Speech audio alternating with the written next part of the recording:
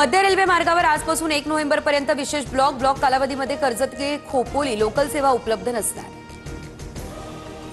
पावसामुळे मुंबईच्या हवेत सुधारणा। दिवाळीच्या पहिल्या दिवसापासूनच मुंबईची हवा खालावलेली, तर मागील 2 दिवसांपासून मुंबईमध्ये पावसाची हजेरी। मुंबई पुणे द्रुतगती महामार्ग 10 पदरी होणार। मार्गाच्या 10 पदरीकरणाचा प्रस्ताव अंतिम टप्प्यात। MSRDC लवकरच राज्य सरकारकडे प्रस्ताव पाठवणार।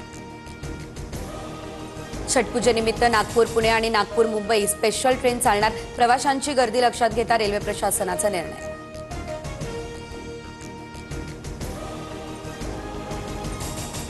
देशात डिसेंबरमध्ये पहिली सहकारी टॅक्सी सेवा सुरू होणार। भारत टॅक्सी असं नाव असणार।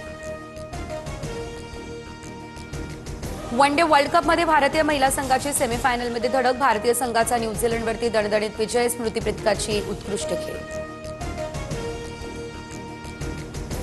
मुंबईसह ठाणे आणि पालघरमध्ये रविवारपर्यंत मेघगर्जनेसह पावसाचा अंदाज, तर दक्षिण महाराष्ट्र, मराठवाडा आणि कोकण किनारपट्टी भागात पावसाची शक्यता।